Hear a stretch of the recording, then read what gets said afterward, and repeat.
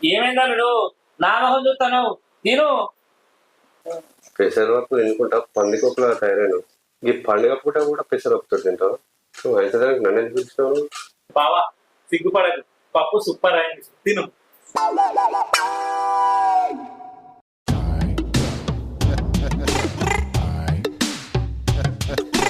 బావా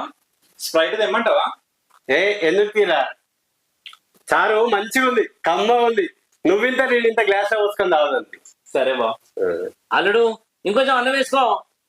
ఏ సాల్ బావయ్య కడుపు నిండిపోయింది పప్పు బాగుంది పప్పు బాగుంది